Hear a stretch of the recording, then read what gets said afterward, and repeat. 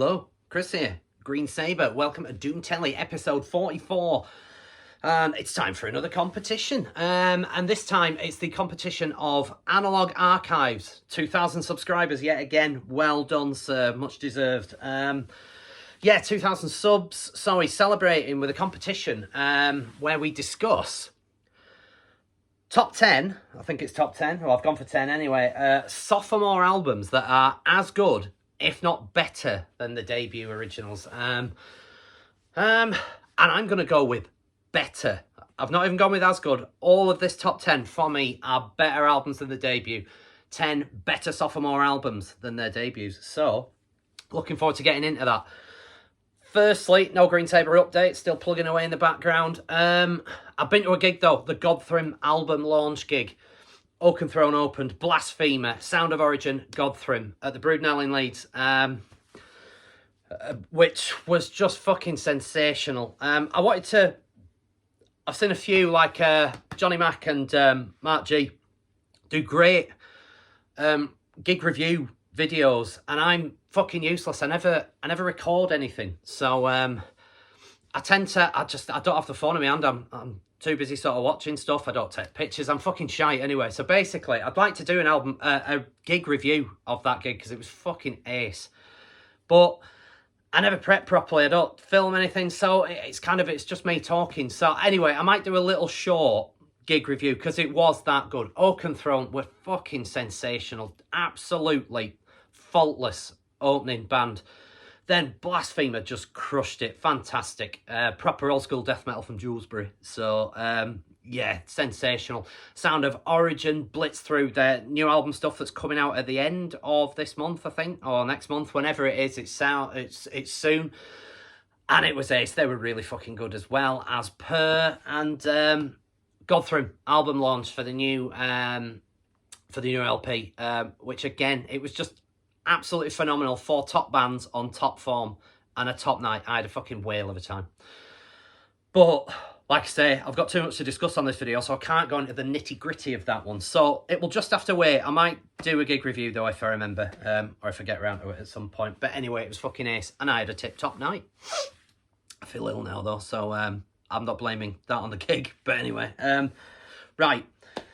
Okay, so, Analog Archives, and hence, you can see the helmet above me up there. And yes, I've been asked a few times, that is full size. I should have worn it for this, really. It's wearable, though. It does fit on my fat head. So yeah, full size authentic Raiders helmet there. And I'm wearing an authentic bit of Raiders kit here because Analog Archives is Raider Nation. Shout out, Raider Nation. So I would also consider myself Raider Nation. So I'm wearing all the gear as well. So so that's hence the natty sportswear that I'm wearing for this video. So let's just get into it. This is my entry for Analog Archives 2000 subs competition. Sophomore albums. Top 10 sophomore albums better than the band's respective debuts. So let's go for it. And the first one, I'll do the honourable mentions now actually, or I will forget them. So, Death, of course. Death are not going to be on this list. They would have been. Leprosy is stunning. I love Scream Bloody Gore, don't get me wrong. But Leprosy is just a whole new level and fantastic. But I've seen that on a couple of entries to this competition, so I knocked it off mine for that reason. There will be some duplicates on here. That's just how the fucking cookie crumbles, but such is. Metallica, Ride the Lightning. Personally, Metallica's finest hour. Best album for me. Just shades it over Masters. But I might tell you in a year's time that Masters is my favourite. But anyway, yeah. So yeah, Metallica, Ride the Lightning, another sophomore album better than the debut. Megadeth's Peace sells miles better than Killing Is My Business. Again, another one, but I knocked that off the list because I had 10 others that I wanted, so that was nearly on here as well. Dark Throne, Shock Horror.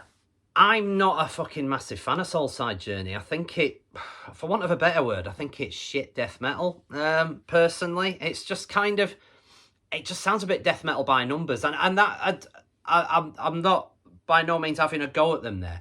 I think that's a prime example of that. They didn't really want to do this stuff, and it feels a bit half-assed to me, does Soulside Journey. You could tell that they wanted to do something else, and Blazing the Northern Sky, the album that followed it, is fucking streets streets ahead of Soulside. It's a miles better album. You could argue very different bands in total, but anyway, I love that one more than it. So that nearly made the list, but didn't. Iron Maiden, Killers. Killers is my favourite Maiden record if I had to pick one. I love the debut, but again, Killers is better. So those are my honourable mentions. So let's get on with the 10. My first one, coming in at number 10. This. Atheist's Unquestionable Presence. Florida Tech Death Giants, Atheist. I love Piece of Time, the debut album. I think it's fucking fantastic. But I think this is better. I just think that they've absolutely refined what it is that they do. And all killer, no filler, this record. I love every track on it, from the opening of fucking Motherman in the title track, Unquestionable Presence. It's just banger after banger. It just fires. And I like I say, Piece of Time's fucking ace. But I just find there's a couple of tracks that I might skip. There are none that I skip on here. Absolutely sensational record. And Atheist's finest hour for me, personally. The album that followed it, Elements, is a bit... I don't know. It's a bit of a mess in places. And that Samba number, I can't abide. But, yeah. This. Yeah, fucking love it. So, my number 10, Atheist's Unquestionable Presence. A better sophomore album than their debut. Fight me if you think otherwise. Okay, coming in at number 9. And closer to UK now. Well, in the UK. And I'm going with Bolt Thrower, Realm of Chaos. What a record. I flip between this and War Master as my favourite Bolt Thrower records, but I think this one generally always comes out on top. This very nearly got picked for my last competition for the artwork section, because, I mean, look at that. Classic fucking Warhammer stuff. Warhammer, as Roy Hodgson would say on the... Anyway, that's a joke that most of you probably won't get, so I won't fucking elaborate on it further. But, yeah, Bolt Thrower, absolute classic. I love In Battle There Is No Law, their debut album. It's there's a little more hardcore punk leanings to it, though. It feels a bit more unhinged, a bit more of a kind of dischargey, GBH type sort of vibe to it in places. Whereas this goes full on death metal. Still got some of the sensibilities of the debut album, but mastered their craft. And my number 9, for good reason, an absolutely fucking blistering second album from Bolt Thrower. Like I say, might be, quite a lot of these in here might be my favourite of the band's discographies. So that's certainly my favourite Atheist record. And this is my favourite Bolt Thrower record, as I just alluded to before. Coming in at my number 8... and my favourite Electric Wizard record. It is their sophomore piece of magnificence, for want of trying to fucking force words out. Come My Fanatics, what a fucking record. Again, I like the debut. I love this album. And I love the one that followed it, Dope Through. But if I had a gun to my head, I might pick this as my favourite Electric Wizard album. It just... again, refined. It's just that sludgy brilliance that they kind of... sludgy, drony fucking excellence that they really made their own. And it comes out in spades on this second record. There's nothing not to like about this fucking... about this record. It's ace. I think I might have discussed it recently on a video or something. But, yeah, fucking phenomenal. So, yeah, my number... where are we at? Number 8. Electric Wizard, Come My Fanatics. A fantastic fucking sophomore record. And again, better than the debut. My number 7. And a lot of people will argue this one. But I stand by it. Better than, not just as good as, better than the debut. Autopsy's sophomore masterpiece, Mental Funeral. I just fuck it. This, to be fair, it might be kind of... because this was the current Autopsy... this was the Autopsy album that I heard first. Or was it? Actually, no, it might have been the Retribution for the Dead EP that I heard first. Anyway, regardless of which one I heard first, I heard them both before Severed Survival. And I think that may be what influenced my opinion. The production's a lot better on Severed Survival, but it depends what you want. What I loved about this is that incredibly grimy, dirty, grim, horrible sound that Autopsy kind of made their own, and it first comes through on this one The Severed Survival's got a bit more standard death metal sensibilities, with the bass turned up to a fucking ludicrous level. I never really understood the bass mix of Severed Survival either, but that's another story. This I fucking love. Again, all killer, no filler. I love every fucking track on this album, and it flows beautifully. Again, monster artwork, and it's just fucking phenomenal. One of my favourite records. Great for the gym, this album, as well. Great workout album. But, yeah. Masterpiece. And again, better than the debut for me. So eat that, naysayers. Right. Okay, that was number 7. Rattling through these quite quick. I'm trying to do quicker videos, as you may have noticed. Pieface won't know what to do with himself, Albert. Like Motormouth. You'll have to slow me down to like half speed again, Simon. Anyway, right. Coming in at my number 6. And again, that was my favourite Autopsy record. This is my favourite Obituary record.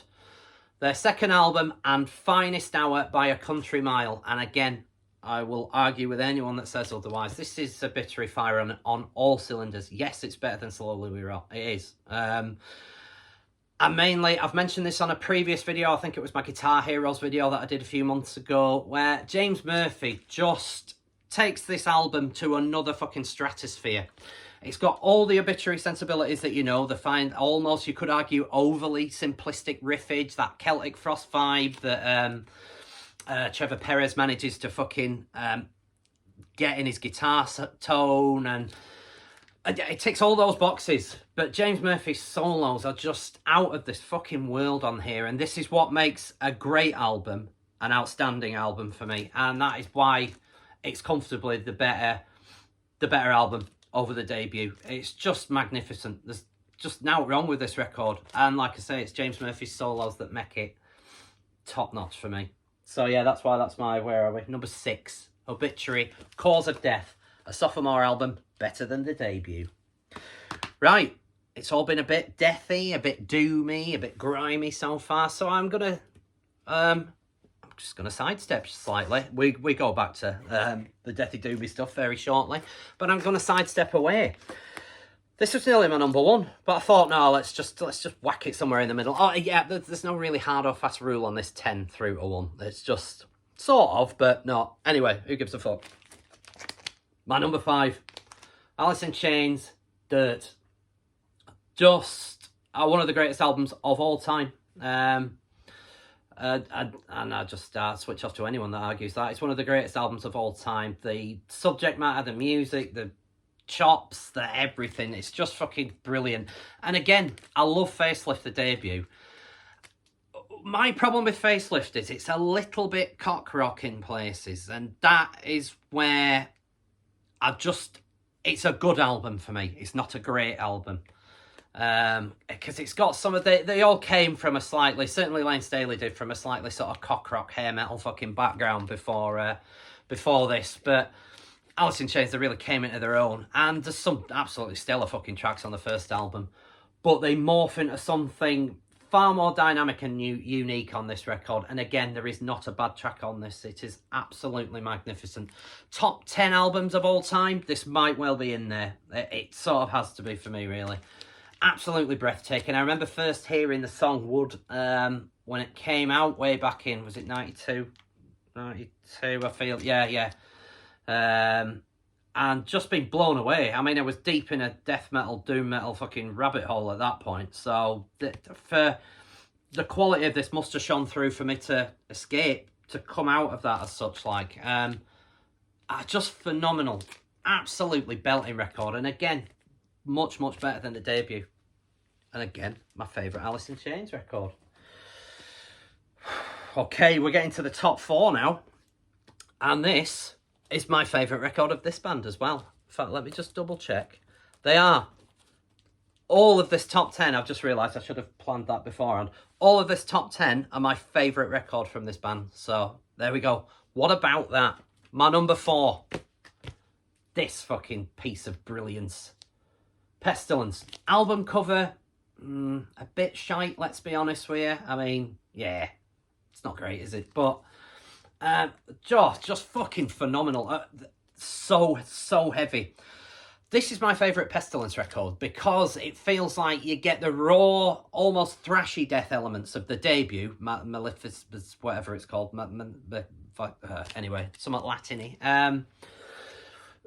You get all those sort of raw sensibilities with the death metal and slight technicalities just beginning to rear their head, and it is so fucking heavy in places on this record, just really bludgeoning fucking riffs.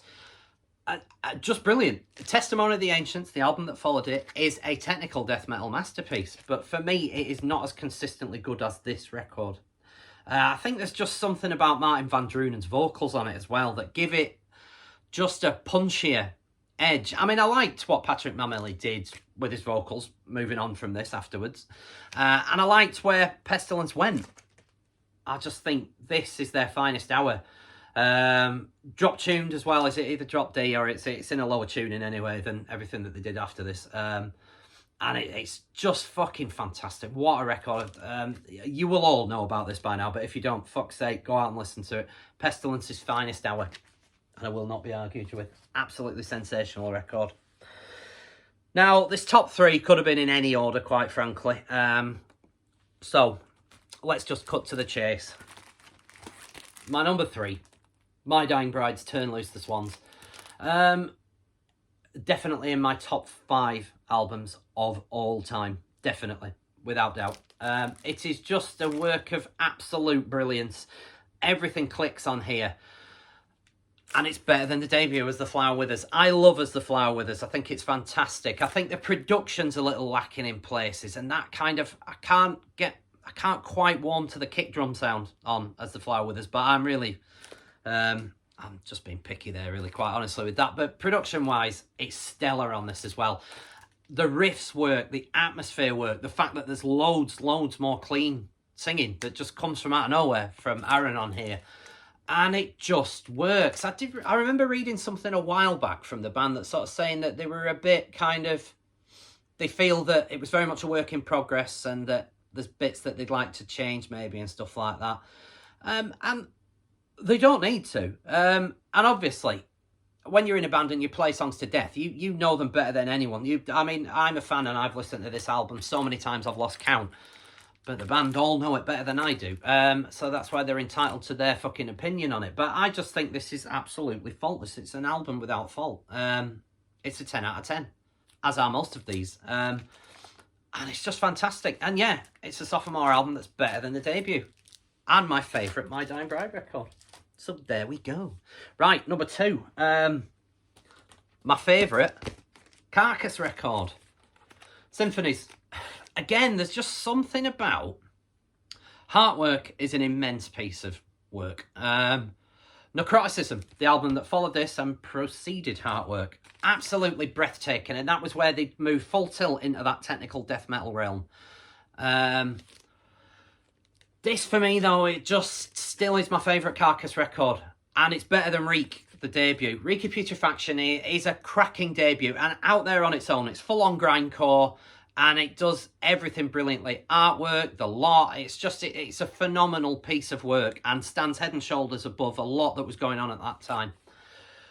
Death metal starts to creep into this, though, on Symphonies, and that is why it's the best one for me, because you've still got that old-school grindcore kind of almost crust-punk vibe in places and stuff like that, with death metal added, and everything just comes together on this. It's some of my favourite Carcass riffs still on here.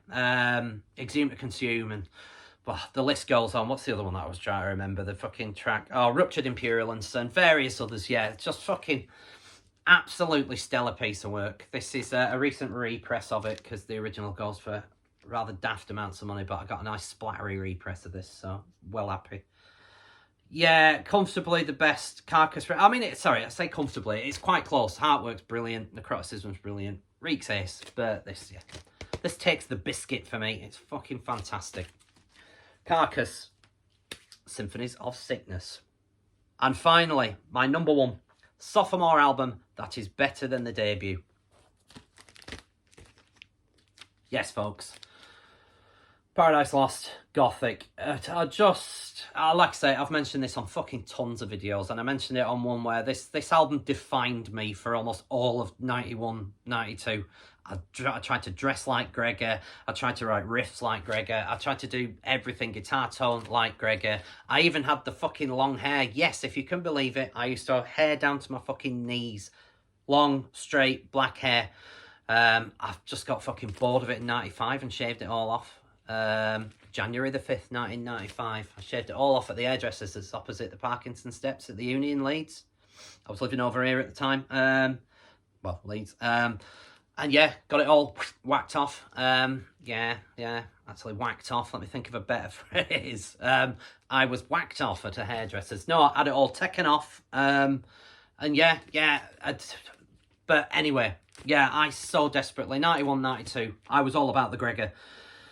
And it's just absolutely magnificent. I still hold a torch for Lost Paradise, the debut. I think it's a stunning record, and I wish that they'd fucking incorporate some tracks off of that first album into their live setup. Yeah, they're probably bored to death of it. I was so lucky to see this at Damnation 2021 in its entirety. Paradise Lost played it, 30th anniversary, and it was brilliant. It wasn't great because they didn't... The guitars are in C or B or something, the tuning on this record. And they didn't down tune for it. Fuck, man, if you're going to do the record, any justice, 30th anniversary, play it as it was fucking intended. Play it as it was heard. Tune down the guitars, for fuck's sake. It's not like the vocals had any problem with competing with it. He's growling, ultimately, at the end of the day. So that was my one foible, my one little complaint. But it's such a good record. I think I'm only complaining because this album is so important to me that I just, it holds such fucking lofty standards, in my opinion. And it's without fault. What I would say, though, if any of Paradise Lost are watching, I've not heard the new version of Icon yet, but why? Icon is perfectly fine. Why the fuck did it need re-recording? I don't understand it. I would love to be in a position in a band where I have enough fucking spare money and time to spoff in a studio on re-recording an already near faultless record. What's the fucking point? But anyway, don't do it with this, please. Leave this as it is. I mean, I'm not going to be buying the new Icon record because I don't see any point. The original's perfectly fucking fine. And this is an absolute masterpiece and another sophomore album that is better than the original. Right, I was trying to keep that quick and I've still waffled on. But there we are. Hats off, Analog Archives. Well done on the 2,000 subs. Much deserved. And this is my competition entry, so wish me luck, people. Don't know what next week's video is going to be about. Like I say, I might do a short one about the Godthrim album launch that was fucking ace. I had a whale of a time. You should have been there if you weren't.